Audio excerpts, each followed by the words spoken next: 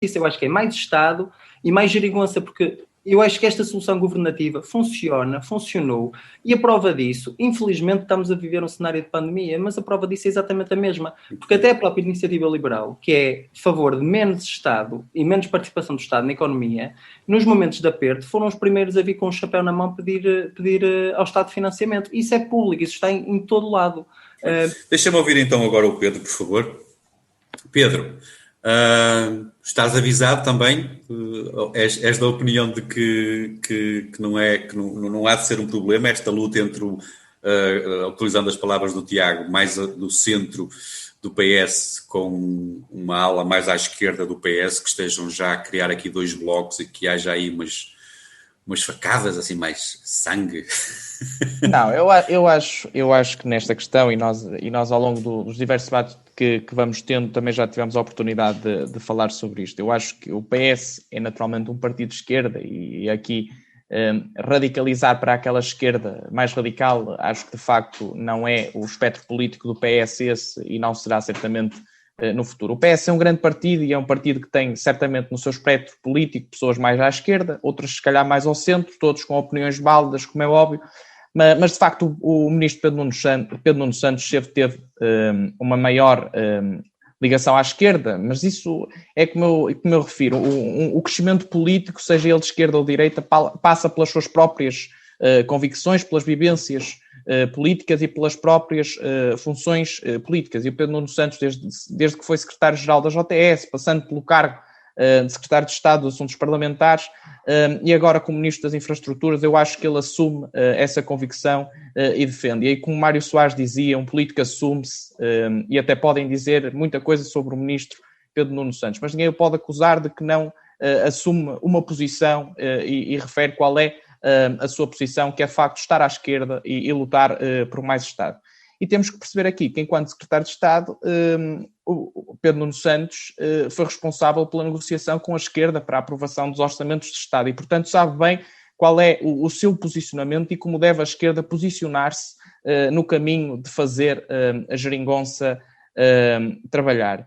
E, de facto, nós falávamos aqui da carga fiscal, e já falámos também sobre isso em debates anteriores, e nós não podemos viver sem impostos, e aqui eu concordo com o Tiago, que de facto o que tem que existir é um maior controlo e rigor para que de facto exista uma carga fiscal de certa forma mais justa e equilibrada. Depois podemos aqui discutir se o investimento nas mais diversas áreas poderia ser feito de uma forma ou de outra. Isso aí é discutível sempre, porque nós consideramos que o SNS necessita de mais investimento.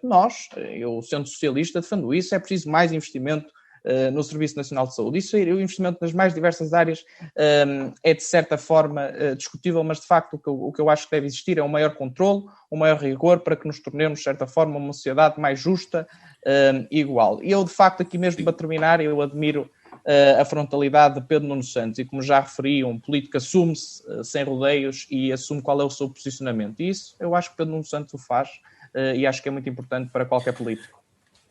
Muito bem, jovens. O Carlos quer só fechar. Tens um minuto, Carlos. Peço desculpa, é muito rápido. Relativamente àquilo que o Tiago e o Pedro disseram, naturalmente que nós não podemos viver sem impostos. Eu não estava a propor isso. Agora, entre pagarmos 50%, podemos pagar 40%, podemos pagar 30%, ou seja, pode haver um doseamento. E é isso que eu entendo, que se chegou a um ponto absolutamente insustentável, que é preciso reduzir a carga fiscal, porque sem isso nós não conseguimos criar riqueza, criar emprego e levar o país para a frente.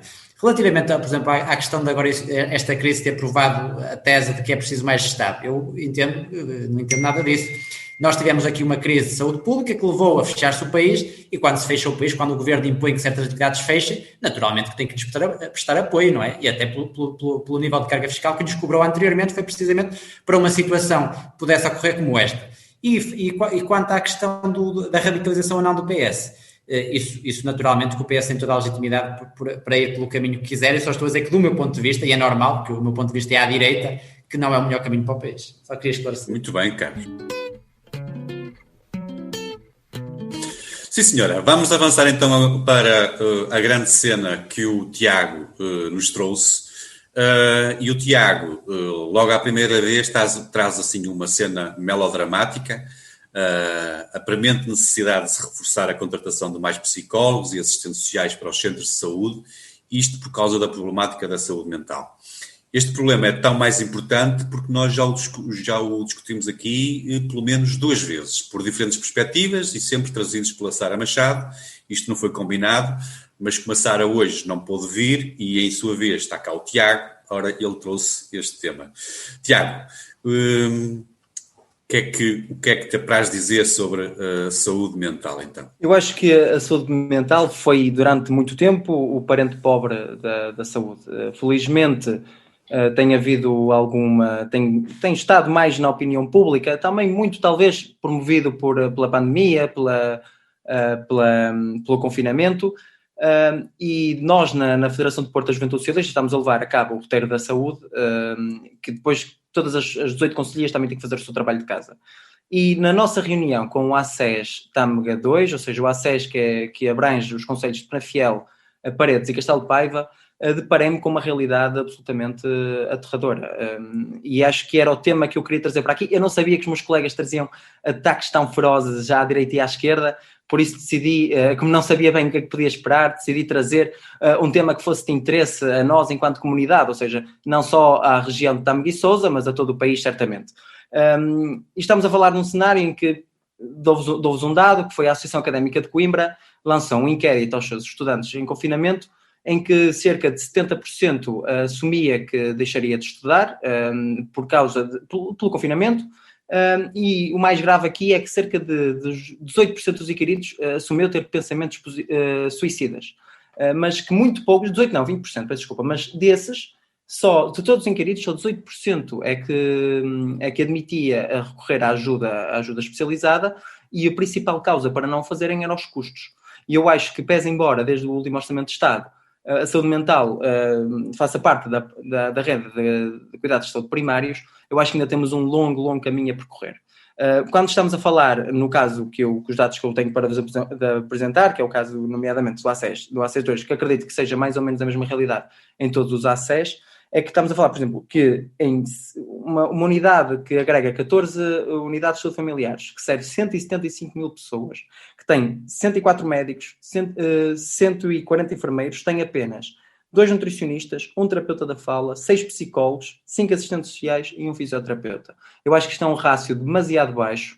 Aliás, partilho aqui convosco que já fiz chegar esta preocupação ao secretário-geral da JTS, que também é deputado, ou seja, que faz parte do grupo de deputados da JTS na Assembleia da República, de forma a que se possa avaliar o que é que nós podemos fazer neste sentido e que haja uma vontade de reforçar estes quadros e estes técnicos de diagnóstica e terapêutica. Porque não estamos a falar só na saúde mental, no caso, nomeadamente das depressões ou do confinamento. Estamos a falar que a nossa região é das regiões do país em que a taxa de violência doméstica no namoro é das mais altas e das mais denunciadas, e que estamos a falar que muitas das vezes os médicos de família são os primeiros a contactar e a saber destes casos, mas que não têm naturalmente competências para lidar com eles. Ou seja, quando estamos a falar num cenário em que cada vez é mais necessário haver um teatro multidisciplinar de vários técnicos que se complementam e que dão a melhor resposta aos utentes, eu acho que é da maior urgência e do maior interesse das nossas populações que as entidades que estão na linha da frente no contacto com os utentes, ou seja, as unidades de saúde familiar e os ACES que os agregam, tenham o reforço destes técnicos neste sentido, e até mesmo no caso dos nutricionistas. Eu acho que quando queremos mais Estado, falando assim, acho que também é necessário promover a oferta pública destes serviços para que as pessoas que não tenham capacidade de o fazer não tenham acesso a este tipo de acompanhamento profissional. Muito bem, Tiago, então, muito obrigado então, pela tua opinião. Deixa-me ouvir o que é que o Carlos tem a dizer acerca deste tema. E eu aqui, ao Carlos e ao Pedro, ia pedir o favor de 2 minutinhos para cada um, está bem? Muito bem. O tema que o Tiago trouxe é de facto extremamente importante e é um tema cada vez mais atual. Eu penso que a questão do confinamento que tivemos derivado da pandemia ainda contribuiu para agravar mais esta situação dos problemas relativos à saúde mental. Tivemos um aumento desenfreado de patologias de foro mental e temos naturalmente que nos procurar preparar para responder a estes problemas. Tivemos um aumento substancial do número de casos ansiedade, ataques de pânico, stress emocional. E eu acho que até acaba por ser um pouco irónico, realmente, que o governo, durante a existência de um governo do Partido Socialista, se verifica aqui que houve na questão da saúde, ao longo desde 2015, um desinvestimento, do ponto de vista do investimento público, que também tem reflexos no setor da saúde, que chegou aqui a esta pandemia num estado muito, muito complicado.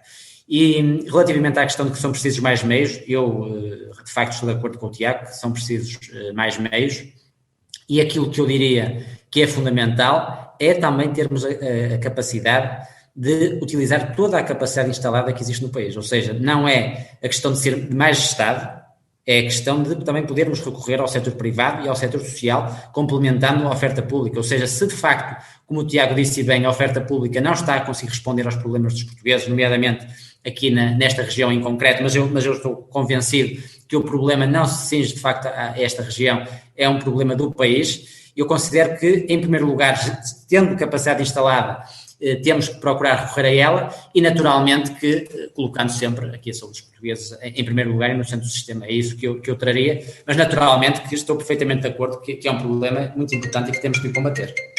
Muito bem, Pedro. E tu? O que é que te apraz dizer acerca deste tema? Bom, é um tema que nós também, em debates anteriores, já falamos sobre ele.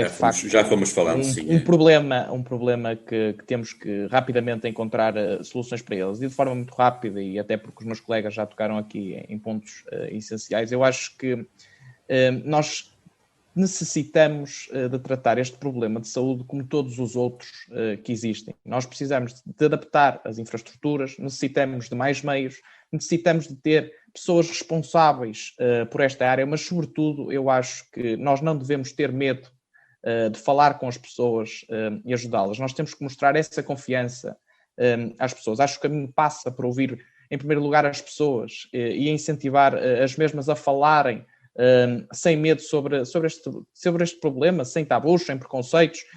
Eu acho que nós precisamos de dialogar com as pessoas. Acho que é por aí que nós iniciamos este caminho, porque de facto, se nós não começarmos a encontrar soluções para o problema da saúde mental, eu acho que no futuro vamos ter mesmo consequências graves sobre esta área. Muito bem, Pedro, obrigado. E isto deixa-me aqui só 3 minutinhos para o momento do Velho do Restelo. E eu, no momento do Velho do Restelo desta semana, trazia a entrevista da Meghan e do Príncipe Harry à Oprah, que passou na TV americana no dia 7 deste mês, portanto há poucos dias atrás.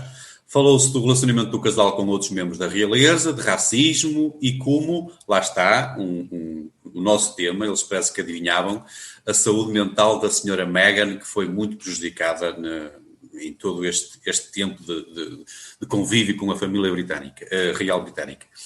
Entretanto, esta entrevista fez correr muita tinta, a família real britânica emitiu um comentário habitual, curto e grosso e meio insensível. Foram dadas muitas opiniões, fez nascer muitas teorias e eu queria saber da vossa parte, muito rapidamente, 1 minuto para cada um, a quem é que serve o propósito desta entrevista? À procura de protagonismo e à vitimização tão comercial da Meghan Markle, a falta de dinheiro do casal, recordo que se fala que lhe foram pagos 7 milhões de dólares, ou uma conspiração de esquerda mundial para minar a monarquia britânica, ou pura e simplesmente uma entrevista que não nos devia preocupar assim tanto, porque temos coisas bem mais importantes em que pensar. Vá, escolham destes 4, o que é que vocês querem escolher? Eu começava por ti, Tiago, o que é que achas? Eu já li que eles estão a criar estes escândalos porque agora trabalham para a Netflix e precisam de ajudar os roteiristas de The Crown, senão eles deixam de ter a culpa para falar na série.